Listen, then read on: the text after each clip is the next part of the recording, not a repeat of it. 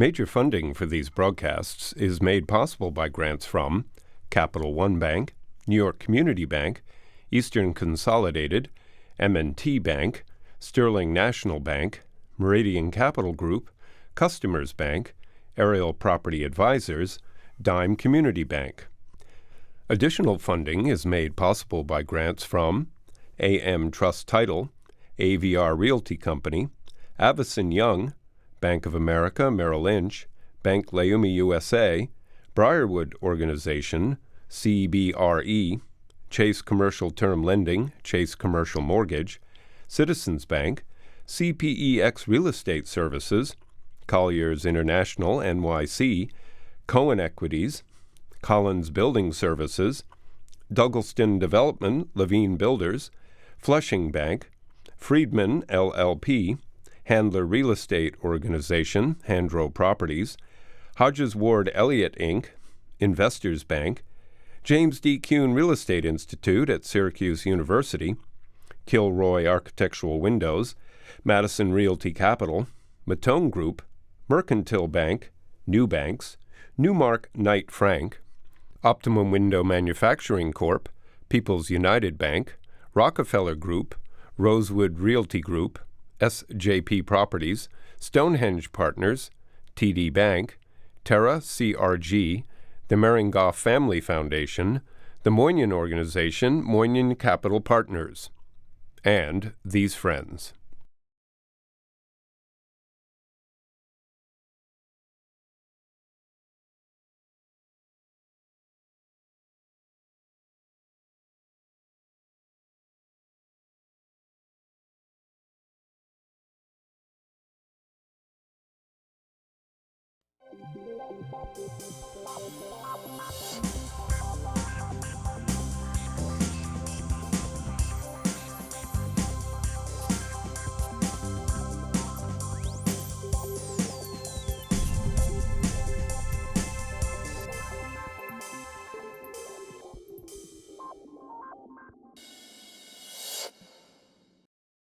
It's called Westchester, Dutchess, Fairfield. It's a neighborhood that they're seeing major developments and unique things taking place. It's really coming of an age. So today I've assembled these three individuals, especially the man who provides the money, the banker, to talk about what's happening in these communities. My guests today include Mark Walz, who is the Administrative Vice President at M&T Bank, Joe Cotter, who's President and CEO of National Resources, and last but definitely not least, Seth Pinsky, who's the Executive Vice President and Fund Manager at RXR Realty. So how many years have you been developing over there in the Westchester Dutchess market, Joe? Our company's been there since probably about 25 years. So would you say what has made, over the last year and a half, these communities more active in residential development? Well, I think you're seeing a bifurcation, if you will, of Westchester. The cities, that being Yonkers, White Plains, and New Rochelle, have decided that they really are open for business and have streamlined all the entitlement and the approval process. So they're anxious and are attracting a lot of builders and are getting projects done. A lot of the other communities are still not particularly pro-development and still have quite a lot of NIMBYism and an aversion to some of these projects. So I think that's where you're seeing the haves and the have-nots, if you will. I mean, Seth, today you have major work in Yonkers and New Rochelle and in Stamford. What's going on? What type of projects are you involved with over there in these three communities? In each of the communities, we're looking to do mixed-use development. So we have a 325-unit rental building with retail at the base in Stamford that's right on top of the train station, block away. We've got a two-tower project with 440 rental units in Yonkers and about 35 to 40,000 square feet of retail along several bases of that nearly block-long development site. And then in New Rochelle, where we're master developers, we have a development 28-story, 280-unit rental building with about 15,000 square feet of retail and 10,000 square feet of cultural space at the base. And the goal in all of these communities is to bring activity back to these downtowns, which in many cases have interesting things going on already, but to try to create that critical mass so that then you can start to build the retail and then ultimately attract the commercial activity. Now, where are the people coming from? Are these people from the communities today, or are they coming from New York City? I think it's a combination of points of origin. First of all, you do have people who are being priced out of New York City as we're continuing to see the cost of living rise there. People are following the rail lines out to the suburbs and finding that in many places the commute into Midtown is shorter from these suburban communities than it is from parts of Brooklyn or Queens. But then you also have large indigenous populations. You have older empty nesters who don't want to live in large houses dealing with the maintenance, pay the taxes, but are looking to stay in their communities and are looking for a more walkable lifestyle. And on the other end of the spectrum, young professionals. There are thousands and thousands of young professionals in these communities, a very large percentage of whom actually live in their parents' homes, who are looking to have the kind of lifestyle that people like them have in the cities, but also work in the suburbs, and so are looking for things that make their commutes easy. But it seems to me that there's been recently more of an explosion. There's a boom, okay? I've been doing the show for so many years, and I've never heard this user-friendly communities in these neighborhoods before. Even the banks, it was more provincial, right, Mark? Well, what's going on in New York City, I believe, is really pushing a lot of the people up to the suburbs, to Westchester, and with the transit-oriented development, the friendliness in those marketplaces, it makes it easy for people to come up to the suburbs. As Seth points out, as the population begins to grow and these neighborhoods begin to gentrify, it also brings the retail component to the area, which makes that more financeable as well. Now, what about the affordable that you've recently in New Rochelle, not New Rochelle, Mount Vernon? There's affordable activity that we financed in Mount Vernon, and there's more in the pipeline that we're interested in and proposing on. Affordable is a very hot topic in all of the Westchester cities. I think what's exciting about the cities is a lot of them were built on public transport or near public transport, but they also have the infrastructure and the character. Like, for instance, in downtown Yonkers, you have some very interesting buildings. It's had its heyday in the 40s and 50s, so now you're seeing a renovation, a restoration of a lot of these old properties, and a lot of companies as well as young people are coming up there for the authenticity, the restaurants, and sort of the lifestyle, and still they want to be close to Manhattan. So in Yonkers, you're 22 minutes from Manhattan, so you can still go out in the city. You can live in Yonkers. It's a lot cheaper. Now, both of you have developments in Yonkers relatively close to the trains, correct? Yeah, I look at his construction every Monday. We have our meetings, and it's moving very fast. Yeah, you know, another thing that the cities have that is highly desirable to the various populations that we're talking about is diversity. You know, for a long time, the suburbs have been thought of as being very homogenous. But in fact, many of these suburban communities have changed a lot in the last 10 or 20 years. And the place where that change has been most dramatic is in the downtowns. And that actually is an asset when it comes to attracting especially the young population. People are looking for, you used a great word, authenticity. Another thing that I would say, you asked why it's happening now. I think it's a combination of two factors. One is the demand, but also on the other side, even when there was demand in the past, many communities, if not most communities in the suburbs, had just an aversion to density. There was a feeling that we're the suburbs, we don't want to become the city. But what I think has changed is that as the tax burden has grown on these communities, as the ability to attract businesses has become more challenging, what they've realized is that they have to change their model. I think relating to that would be the fact that you're building 27-story towers, which if you had to go back to Westchester 10, 20 years ago, there were very few towers that large. Even the office buildings weren't that large. So they've allowed the density to take care of it because it produces a better product for the developers. But only the cities. The villages and the towns, who all have their own Metro North station, have, I think Seth hits the nail on the head, you have an age war, if you will. You have older people and communities that don't want the new developments, and it's in the end pricing out and preventing young people from going back to some of the towns. So what's happening is they're being driven to the cities, and that's where they're finding their first apartment. And they also having a hard time saving and things like that. So the price point's very important. That's, you know. And sorry, just one other point to build on that. You know, I think that what's very important in these communities when it comes to density is that the cities in particular have realized that if you want to save the traditional suburban model over the vast majority of the land mass, the way that you do that is you change the model over a very small area, and density is how you can do that. So in downtown New Rochelle, for example, where we're a master developer, the rezoning that we undertook, which will have a dramatic impact on the city, only impacts 5% of the city's landmass. The rest of the city is going to continue to have the character it's always had. Yeah, but I think suburbia, as we know it, is dying, right? The subdivision, people do not want to live.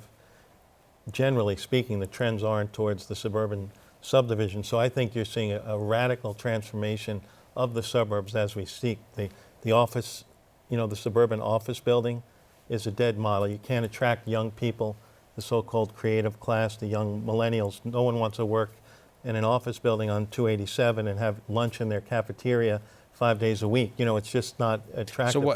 So what's happening on, So the those companies- on those 287 office buildings? think they have are to they be- are they becoming vacant? Well, I think relics? it's a slow death. You end up with leases as they come out, and then there's a whole need to re-envision, reposition, and some of the communities and the county's trying to get ahead of it, but it's not so easy because the communities where they're located in don't necessarily want 1,000 rental units. They don't want height. They don't want the density. So you're really trapped, and the tax situation is also a problem. So I think it's a very real challenge, and I think there is ageism. I think the older Westchester population does not want the change. And, you know, as a result, I think some of these communities are in bad shape from a tax standpoint. What about senior housing, you know, adult housing in Westchester? Because many people, you know, want to stay near their families. They don't want to, some of them don't want to go down to Florida like your parents are. No, literally, or they want to come back here. Are those people, are the baby boomers now coming back to Westchester, Dutchess, and Fairfield? I don't think senior living, I heard that the statistic is the average age of entry is 83.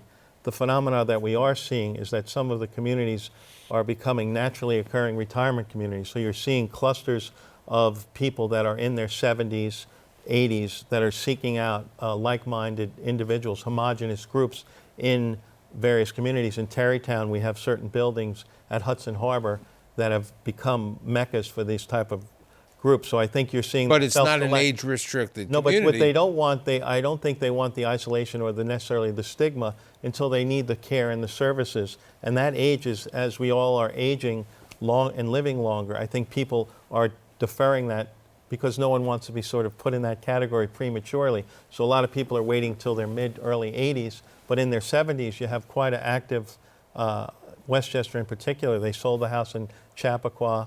Their kids, they're empty nesters, and they want to have a life. They don't want the maintenance, you know, and they want to be around other people and have some fun, be close to the city, the culture. So, you know. So who's moving to Fishkill? I mean, you're doing a major development in Fishkill today on a former IBM plant. Well, Fishkill's a totally different investment. What we've done there is we acquired a major property from IBM that was a former semiconductor manufacturing facility. It's over 300 acres, and it's over 3 million square feet.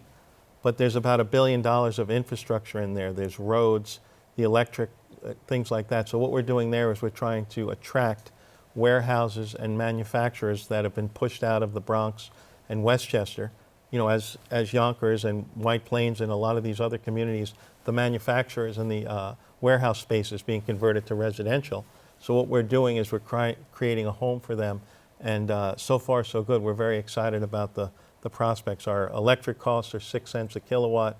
The taxes are relatively low, and the infrastructure's in place. So it's really a smart growth play on manufacturing and high cube warehouse. Mark, you did a development in Dobbs Ferry. Tell me a little bit about that.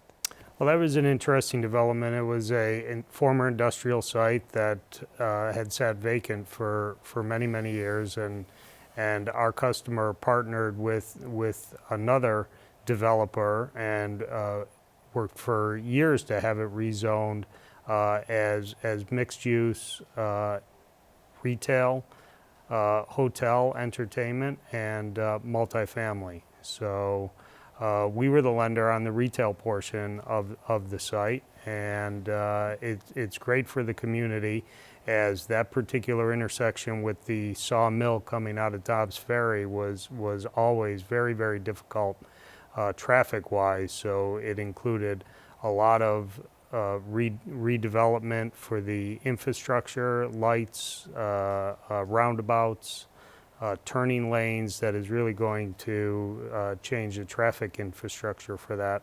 And it's been very well received for the tenants that are open at this point in time, including new restaurants. The iPic Theater is doing very well, and they will be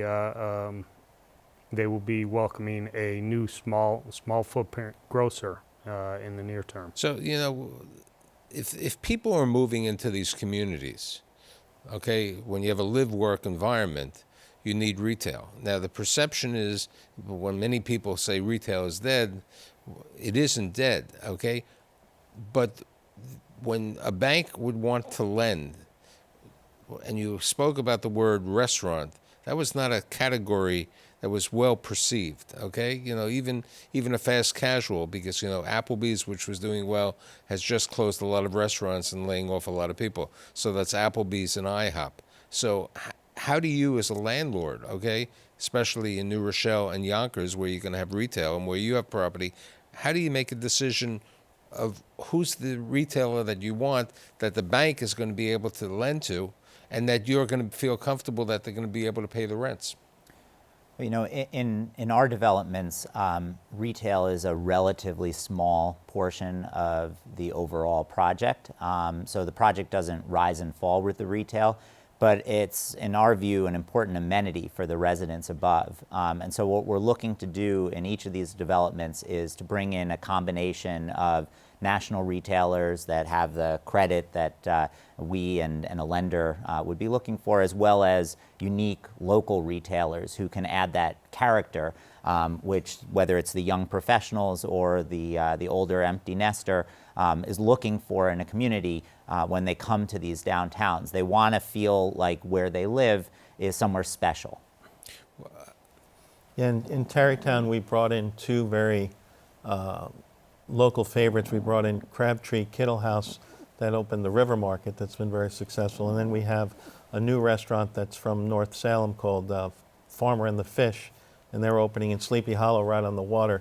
But they're really amenities. I mean, they're important, but their credit certainly wouldn't pass the muster for a lot of the banks, but they're there as an amenity, sort of, it adds character and a place for people to go eat and some good views, and it just adds character to the development. Yes. Another element that is interesting that we've certainly been looking to in our development, something that was actually part of the rezoning in New Rochelle, in the 587 Main Street project that we're doing with Browse Realty and ABS. At the base of the building, we're putting in, as I mentioned, a 10,000 square foot cultural facility. And the way that the zoning works in New Rochelle, we were encouraged to put in an amenity like that. In exchange for that, we got additional height, 4 extra floors in our building, so we went from 24 to 28 stories. We're giving that to the city. The city is going to bring in a not-for-profit to run it. And not only is the city happy with that, but we think it's going to be great for our building, because it's going to be a magnet that will distinguish our building from other buildings, and also will help to support the retail that we have at our base. What about the restoration of a number of the movie theaters in different parts of Westchester and the community? That was something that's taken place in different areas. Are we seeing that happen in Westchester, White Plains, and so on, the old movie theaters? Well, restoration of the existing in-place building stock is important because, as you mentioned, the in-place building stock is part of the character. That's part of what makes these places feel like a real place as opposed to something that's manufactured, like you find in a lot of suburban communities outside newer cities. At 587 Main Street, unfortunately, that building is built on the site of an old movie palace. Okay. But the movie palace itself had been stripped bare years ago. It was a nightclub, and so there was really nothing left to salvage. But as we discussed a minute ago, we are putting a new cultural facility in there. So even though it's not a restoration of the building, it's restoring some of the historic use. What's happening in White Plains? I mean, White Plains has seen a lot of development. Is it continuing to see major development today? White Plains is very active as it relates to new multifamily development. They just approved something recently, a couple weeks ago, I believe, in White Plains. Yeah, and they also have an RFP out for a number of development sites next to their train station, which is a big opportunity. They have a great mayor. He's very progressive. He's also, White Plains has tried, like New Rochelle and Yonkers, to streamline the entitlement process to give builders certainty as to what they can build in places, which I think is the secret, because the seeker process, or the State Environmental Quality Review Act, can be used to either promote growth or can be used as a weapon to stop growth. So I think the cities have used it to their benefit, and a lot of the other communities have used it to protect and prevent growth. Now, what's happening? There was a major redevelopment at the Reader's Digest site. What's happening on that? I believe finally, after decades of contention, they're building a Whole Foods there, or it's certainly underway in some residential. But that's a good example of a community and local politics that have put uncertainty into it. I mean, this was a major campus. I mean, this is right. But hundreds 10 of years or acres. 12 years later, so that's why a lot of investors, it takes a lot of heart and soul to get these approvals through. And some of a town like Chappaqua, which, in their case, didn't want what was offered, and they had to sort of figure it out, and take many years. So the cities have gone a different tack. They're telling you up front, we know that, this is what you'll be able to build. These are the heights. If you have incentives, cultural additions, various other things, we will let you know, and then you can do your economics and get something built. So they've been much more successful in attracting development. Yes, Seth. And what I would add to that, I think it really is, people need to change the way the game is played on both sides. Certainly the cities and the communities need to give more certainty to the development community. But I think on the flip side, a mistake that many developers have made coming into these communities is, rather than taking the time to listen to what the concerns and desires of the community are, and then trying to tailor something that obviously works economically but also meets some of those needs, people just come in and say, this is what I want, take it or leave it. And that's certainly something that we saw in New Rochelle, where there had been very contentious development fights that had taken place for a number of years before. Instead, at the behest of the city, we came and spent the time really consulting with the community, and as a result of that, our whole redevelopment process from start to finish was about 51 weeks. We entitled 11 million square feet in the downtown. Yeah. The first son, the second wife, and the third development. Okay, That's the saying. but there are other cities and towns, okay? What about Pelham? Are we seeing anything take place in Pelham and Eastchester and that market? My understanding of Pelham, I know there's been a number of small projects that have been fighting through the approval, but I think there it's very much a controlled growth. They want to preserve the character of the community, so they haven't allowed much density, at least to my understanding. Now, when you're doing this, what about the hotel industry? I know, what's the bank's position on the hospitality industry, not the restaurant business, the hotel industry in Westchester County? Well, the hotel industry, the hospitality industry is something that the bank has specialized in for many years.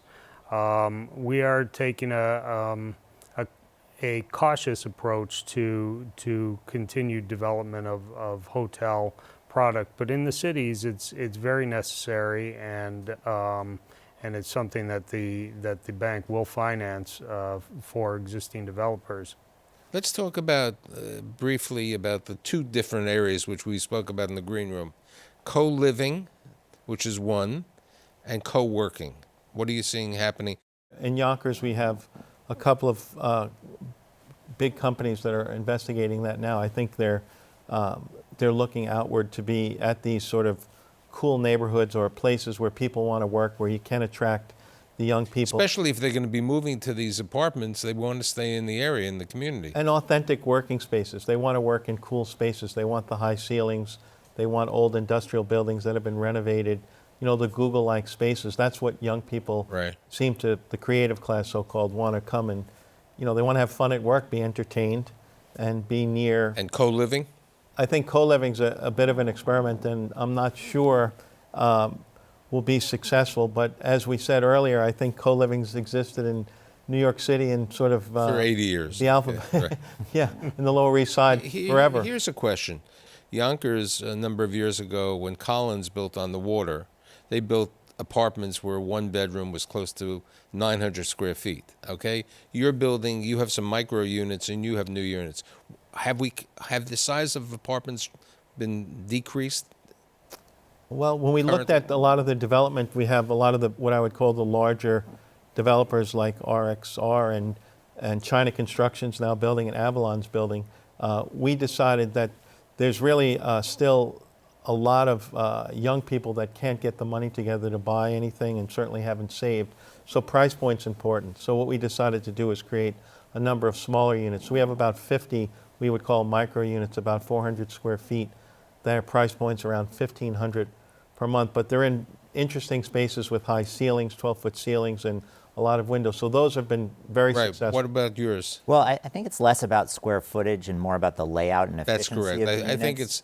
it's the layout and efficiency is the key. And you know, look, our units are, I would say, very efficient. They're comfortable and modern layouts. I think what I would say is that from our perspective, we're not looking to create, let's say, studios or one bedrooms that are the same square footage as you would see in the city, because one of the value propositions of moving to the suburbs is for a lower price point, you can get more space. Correct. But we are looking to try to make sure that our units are as efficient as possible, and also that we're then providing the common space, which a lot of modern apartment lookers are looking for. So in summation, a lot of good things are taking place in certain parts of the community. Some of these provincial towns have to maybe make some changes, and we'll see what happens over there when I have you back in a couple of months to talk about that. I'd like to thank Mark, Joe, and Seth, and I'll see you next week.